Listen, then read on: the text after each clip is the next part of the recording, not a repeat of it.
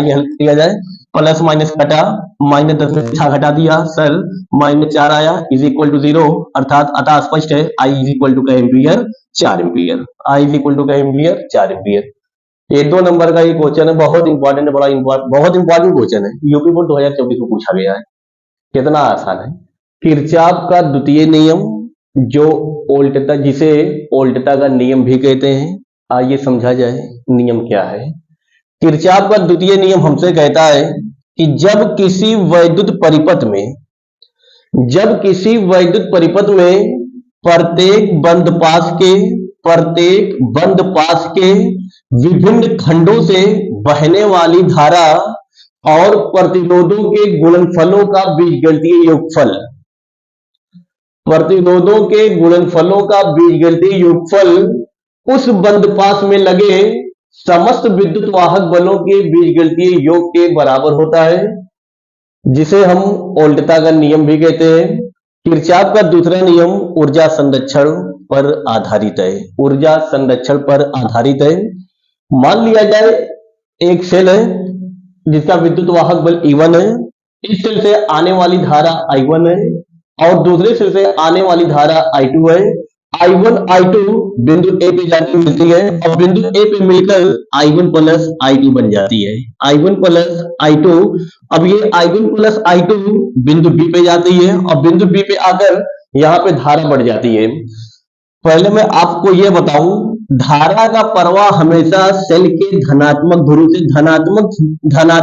से धारा बाहर निकलती है और ऋणात्मक ध्रुव से धारा अंदर की तरफ प्रवेश करती है। धारा का प्रवाह धनात्मक ध्रुव से धारा बाहर की तरफ निकलती है और ऋणात्मक ध्रुव से धारा कहाँ जाती है, अंदर की तरफ प्रवेश करती है। बंद पास का मतलब, चाहे आप बंद पास कहिए, चाहे आप लूप कहिए, चाहे आप डिब्बा कहिए, यहाँ पे हमारे पास 2 या 3 डिब्बा है। पहला डिब्बा ये या पहला बंद पास ये, दूसरा बंद पास ये और तीसरा डिब्बा आप ये पूरा देखिए। थोड़ा सा मैं नामकरण कर दूं, A B C D E यहाँ पर आ चुका है, इसलिए E को मैं हटा दे रहा हूं, F लिख दिया और यहाँ पे G लिख दिया। पहला बंद पास हमारा A B D C A, जिस अक्षर से शुरुआत किया जाए उसी अक्षर से समापन किया जाए। जैसे पहला डिब्बा हमने लिया A B D C A, ये हमारे ऊपर निर्भर है, जैसे मन गए तैसे डिब्बा लीजिए, चाहे आप A C D B A लीजिए, चाहे A B D C A लीजिए। दूसरा डिब्बा A B F G H, और हमारे ऊपर डिपेंड करता है, जैसे मन गए तैसे लीजिए, कोई दिक्कत नहीं। एक बार मैं और बता दूं, इसके बाद इस पर आधारित कुछ और बात सीखा जाए। किरचॉफ का जो दूसरा नियम है उसे हम वोल्टता का नियम कहते हैं और ये ऊर्जा संरक्षण सिद्धांत पर आधारित होता है। तो दूसरा नियम हमसे कहता है कि जब किसी वैद्युत परिपथ में, या जब किसी परिपथ में कह दो, वैद्युत परिपथ को सब सही है, जब किसी वैद्युत परिपथ में प्रत्येक बंद पास के विभिन्न खंडों से बहने वाली धारा और प्रतिरोधों के गुणनफलों का बीजगणितीय योगफल बंद पास में लगे समस्त विद्युत वाहक बलों के बीजगणितीय योग के क्या होता है, बराबर होता है। अब यहां पर एक बात सुना जाए, समझा जाए, देखिए क्या है। बंद पास ये हमारे ऊपर डिपेंड करता है, जैसे मन गए आप डब्बा वैसे लीजिए, लेकिन हाँ, जिस अक्षर से आप शुरुआत करेंगे उसी अक्षर से आप क्या करेंगे, खत्म करेंगे। और एक बात सीखिए, सेल के धनात्मक ध्रुव से धारा बाहर की तरफ निकलती है और ऋणात्मक ध्रुव से धारा अंदर की तरफ क्या करती है, प्रवेश करती है। मान लिया जाए इस सेल से आने वाली धारा कितनी है, I1। सेल E1 से आने वाली धारा क्या है, I1। जो हमारा दूसरा सेल है उससे आने वाली धारा I2। तो ध्यान से देखा जाए, धारा I1 I2 आगे कहां से आगे मिलती है, धारा I1 I2 बिंदु A पे मिलती है और बिंदु A पे मिलकर R3 प्रतिरोध में धारा कितनी जाती है, I1 प्लस I2। अब यही धारा I1 प्लस I2 जब बिंदु B पे आती है तो सर इसमें कौन धारा जाएगी, सर इसमें कौन सी धारा जाएगी, इस सेल से कौन सी धारा निकली है, I2। जिस सेल से जो धारा निकलेगी उसी धारा को उसमें क्या कर देना है, मोड़ देना है। जैसे इस सेल से कौन धारा निकली है, I2। स्पष्ट है कि बिंदु B से कौन धारा अंदर की तरफ जाएगी, I2। और इस सेल से कौन सी धारा है, I1। तो इसमें इस प्रतिरोध R1 में कौन सी धारा अंदर की तरफ जाएगी, I1। और एक बात सुनिए आगे प्रश्न के लिए, अगर हम धारा की दिशा में चलें, किसकी दिशा में चलें? अगर हम धारा की दिशा में चलेंगे तो धनात्मक चिन्ह लेंगे। अगर धारा के विपरीत दिशा में जाएं, धारा के विपरीत दिशा में जाएं तो कौन सा चिन्ह लेंगे? ऋणात्मक। एक बार फिर से ये सुनिए, अगर हम धारा की दिशा में चलेंगे, धारा की दिशा में चलेंगे धनात्मक, और धारा की विपरीत दिशा में चलेंगे तो ऋणात्मक। और यहाँ पर न्यूमेरिकल के लिए कभी कभी विद्युत वाहक बल ई धनात्मक भी होता है और कभी कभी विद्युत वाहक बल ई ऋणात्मक होता है। इसको कैसे पहचानेंगे सर, कब प्लस कब माइनस? आइए इसको भी देख लिया जाए।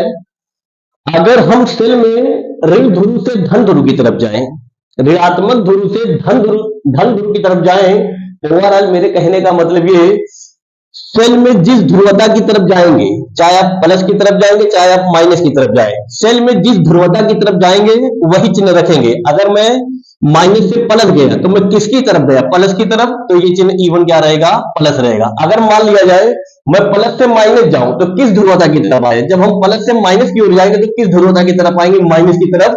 तो यही इवन मेरा क्या हो जाएगा? हो जाएगा। केवल हमको ध्यान से चित्र में ये देखना है मैं सेल में किस ध्रुवता की तरफ जा रहा हूं, मतलब प्लस की तरफ जा रहा हूं कि माइनस की तरफ। अगर प्लस की तरफ जाएंगे प्लस, अब माइनस की तरफ जाएंगे तो माइनस।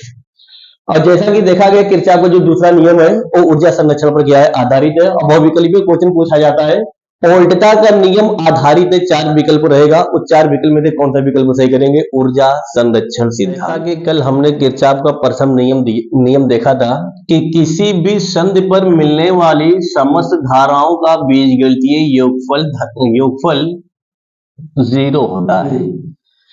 यह किरचॉफ का प्रथम नियम था। कल देखा गया कि किसी भी संधि पर मिलने वाली समस्त धाराओं का बीजगणितीय योगफल 0 के बराबर होता है। उसी पे आधारित पहला अंक एक प्रश्न जो यूपी बोर्ड 2024 में पूछा गया है। आइए देखा जाए। कल हमने ये भी बताया था कि जो धारा संधि की तरफ आती है, जो धारा संधि की तरफ आए धनात्मक, और जो धारा संधि से दूर जाए वो ऋणात्मक। जैसा कि चित्र में देखा जाए, धारा I1 O की तरफ आ रहा है कि O से दूर जा रहा है? धारा I1 बिंदु O की तरफ आ रहा है, इसलिए धारा I1 धनात्मक कि ऋणात्मक? सर O की तरफ आ रहा है, इसलिए धारा I1 क्या है? धारा I क्या है? धनात्मक है। वहीं पर 6 एम्पियर को देखा जाए, क्या 6 एम्पियर O की तरफ है कि O से दूर है? सर 6 एम्पियर O की तरफ है, इसलिए 6 एम्पियर भी क्या है? धनात्मक है। अगर 3 एम्पियर देखा जाए वो O से कहां है? दूर है। O की तरफ नहीं आ रही, O से कहां भाग रही है? दूर, इसलिए ये क्या है? ऋणात्मक। ये 3 एम्पियर O की तरफ आ रही है, इसलिए धनात्मक। 10 एम्पियर O से कहां भाग रही है? दूर भाग रही है, इसलिए 10 एम्पियर भी क्या है? ऋणात्मक। आइए देखा जाए। सर धारा I1 बिंदु O की तरफ आए, ये मैं कल बताया था कि जो धारा संधि की तरफ आती है धनात्मक, अतः स्पष्ट है I O की तरफ आ रही है, इसलिए धारा I क्या होगी? धारा I क्या होगी? धनात्मक। सही बात है। 6 एम्पियर बिंदु O की तरफ आ रही है, अगर 6 एम्पियर बिंदु O की तरफ आ रही है तो 6 एम्पियर भी क्या है? धनात्मक।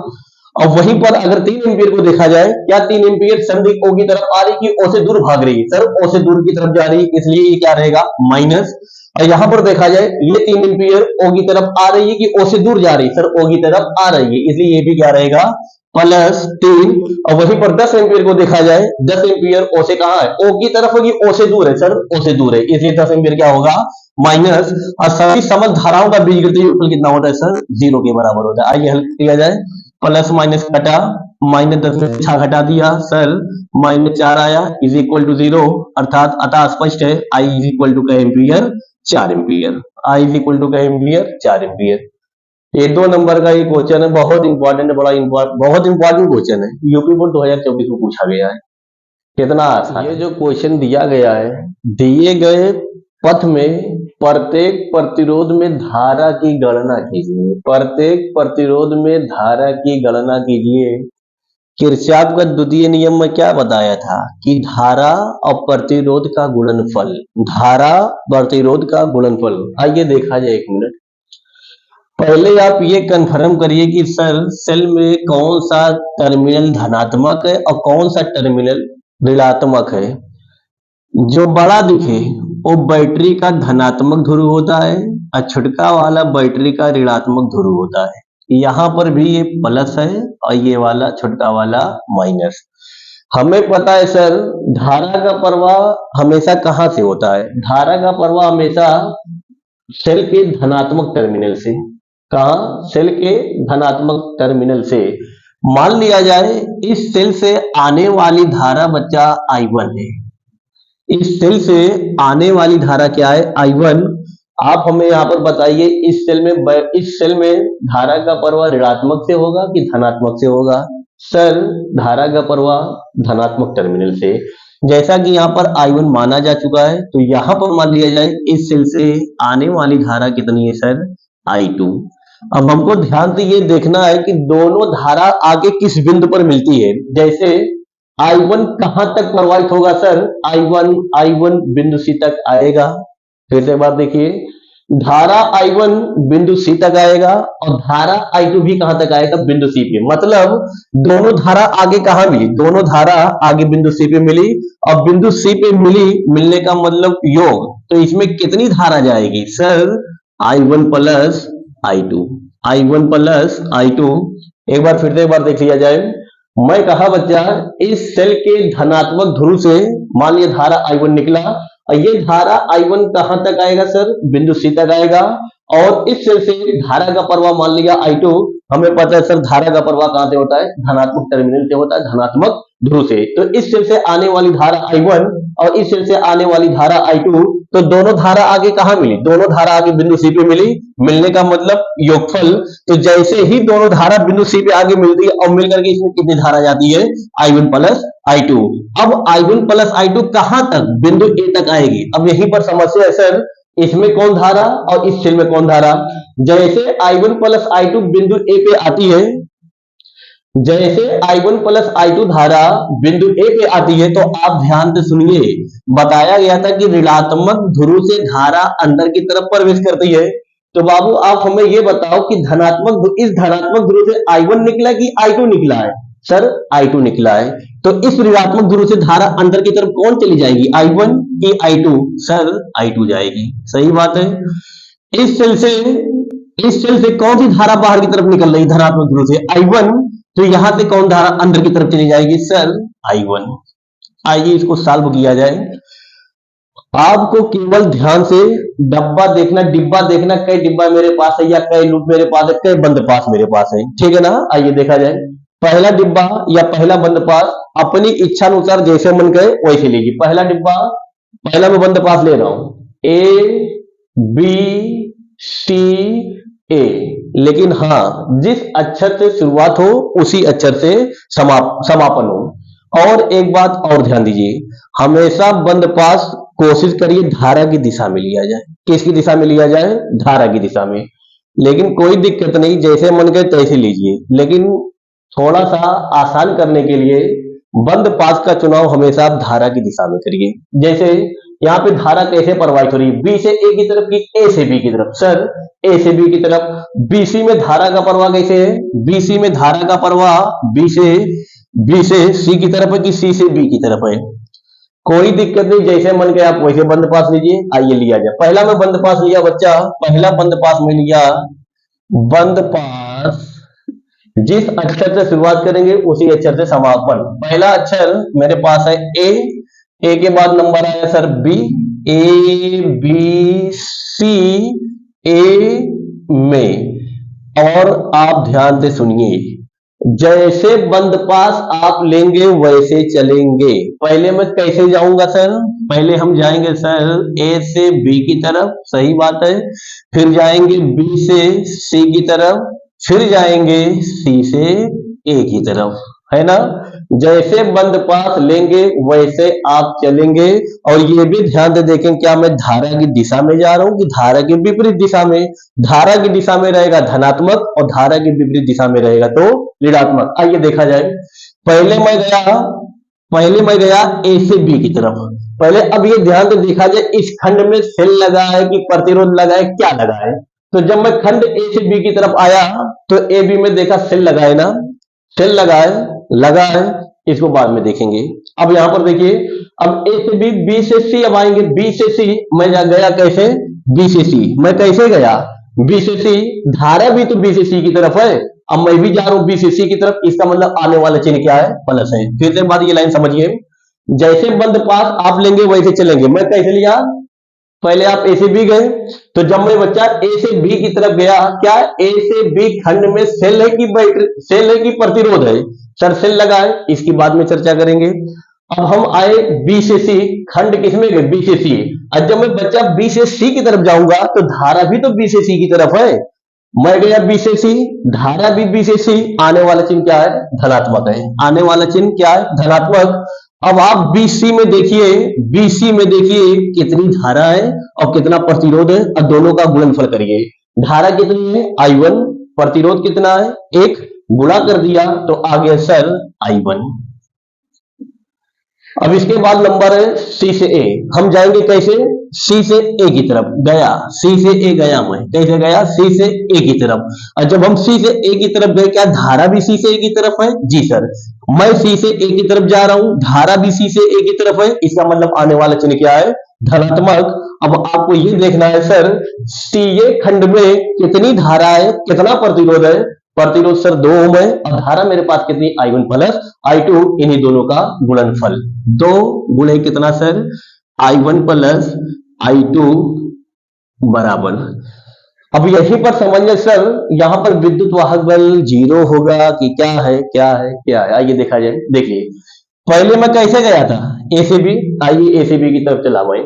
जब मैं बच्चा ए से बी की तरफ गया, तो जब मैं ए से बी की तरफ गया, तो आप इसमें देखिए सेल में मैं प्लस से माइनस गया कि माइनस से प्लस गया? आप ए से बी की तरफ जाएंगे ना। जब आप ए से बी की तरफ जाएंगे तो सेल की किस ध्रुवता की तरफ गए? प्लस की तरफ कि माइनस की तरफ? अरे बच्चा मैं ए से बी की तरफ जा रहा हूं ना, तो जब मैं ए से बी की तरफ जाऊंगा तो मैं माइनस से किसकी तरफ जा रहा हूं? माइनस से प्लस की तरफ जा रहा हूं। तो इसका मतलब ये उल्टा प्लस होगी कि माइनस होगी? सर प्लस होगी। क्यों? क्योंकि जब मैं ए से बी की तरफ गया तो मैं बैटरी में किस ध्रुव से किस ध्रुव की तरफ गया? ऋणात्मक से धनात्मक ध्रुव की तरफ। अतः स्पष्ट है ये उल्टा क्या है मेरे पास? प्लस। आइए इसको गुणा भाग किया थोड़ा। I1 plus 2I1 plus 2I2 बराबर 2। सही बात है। और फिर आगे देखिए 2 और 1 कितना हो गया? 2 1 3I1 plus 2I2 is equal to 2। This is equation number first. सही बात है। आइए दूसरा बंद पास चुना जाए। हमेशा कोशिश करिए बंद पास धारा की दिशा में लिया जाए। किसकी दिशा में लिया जाए? हमेशा कोशिश करिए कि बंद पास धारा की दिशा में लिया जाए। आइए दूसरा बंद पास लिया जाए। दूसरा बंद पास मेरे पास है, देखिए दूसरा बंद पास में लिया, बंद पास ए डी सी ए। जिस अक्षर से शुरुआत किया जाए उसी अक्षर से समापन किया जाए। आइए देखा जाए। दूसरा बंद पास मेरे पास है, दूसरा बंद पास है। बंद पास पहले मैं गया ए से किसकी तरफ गया? ए डी के बाद क्या सर? सी के बाद क्या सर? ए डी सी ए में। आइए इसको समझा जाए। पहले मैं गया कैसे सर? ए से डी गया। सही बात है। फिर मैं कैसे गया? डी से ए से डी गया। फिर आप कैसे जाएंगे? डी से सी, फिर जाएंगे सी से ए। आइए ऐसे चला जाए। और ये भी आप ध्यान देंगे कि मैं धारा की दिशा में हूं कि धारा की विपरीत दिशा में? धारा की दिशा में धनात्मक और धारा की विपरीत दिशा में ऋणात्मक। आइए देखा जाए। पहला खंड मेरे पास क्या है? एडी। आओ चित्र में देखो। एडी आपने देखा? जी सर देखा। क्या एडी में सेल है कि प्रतिरोध है? क्या है सर? एडी में सेल है। इसको बाद में देखा जाए। चलिए ठीक है। अब आइए डीसी। डीसी जाएंगे ना। आइए डी से सी चला। जब मैं डी से सी गया तो धारा भी तो डी से सी की तरफ है। मैं डी से सी जा रहा हूं, धारा भी डी से सी की तरफ जा रही है। इसका मतलब आने वाला चिन्ह क्या है? प्लस है। अब आप बताओ डीसी खंड में कितनी धारा है, कितना प्रतिरोध है? धारा I2 में प्रतिरोध कितना? 1। गुणा कर देंगे तो आ जाएगा सर I2। सही बात है। अब मैं जाऊंगा सी से ए की तरफ। आइए चला जाए। मैं गया सी से ए, धारा भी गई सी से ए। इसका मतलब मैं जैसे जा रहा हूं उसी की दिशा में धारा भी है। इसका मतलब क्या है? प्लस है। सही बात है ना। मैं जा रहा हूं सी से ए की तरफ, धारा भी सी से ए की तरफ, आने वाला चिन्ह पॉजिटिव है। अभी देखा जाए सी ए खंड में या सी ए भाग में कितनी धारा है, कितना प्रतिरोध है? सर प्रतिरोध 2 में। और धारा कितनी है सर? I1 प्लस I2 बराबर। अब यहां पे देखा जाए सर कितना विद्युत वाहक बल होगा। देखो जब मैं खंड ए से डी की तरफ आया, कहां आया? जब मैं खंड ए से डी की तरफ आया तो मैं किस ध्रुवता की तरफ जा रहा हूं, माइनस से प्लस की तरफ, माइनस से प्लस की तरफ।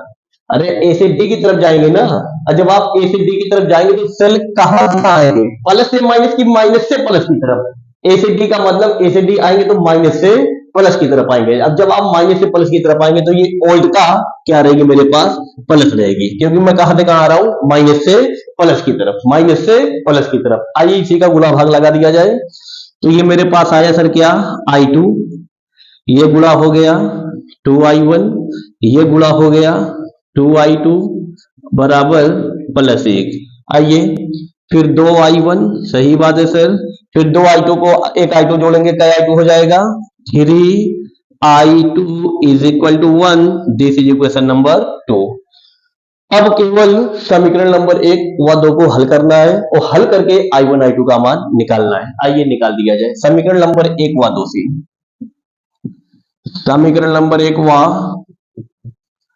2 से आइए देखिए, समीकरण नंबर 1 मेरे पास क्या है बताइए, मेरे पास है 3I1 प्लस 2I2 बराबर 2। ये मेरे पास समीकरण नंबर क्या है, 1 है।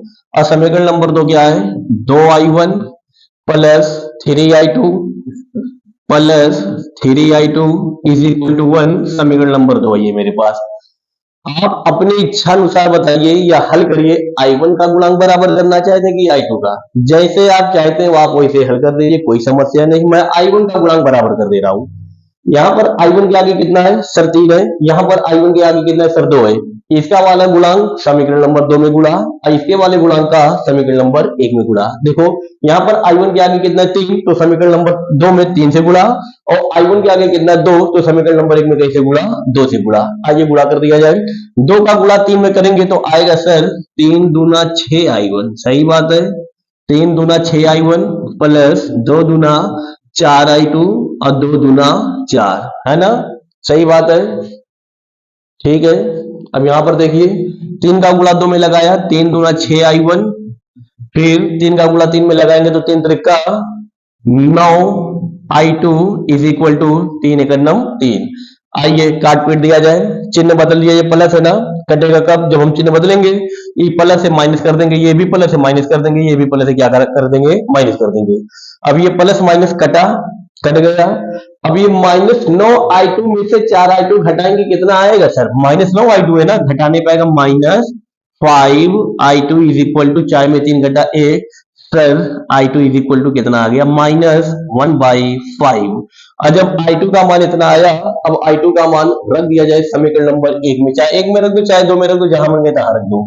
फिलहाल मैं हल कर दे रहा हूं समीकरण नंबर 1 से। आइए देख लिया जाए, समीकरण नंबर 1 मेरे पास क्या है बालक, समीकरण नंबर 1 मेरे पास है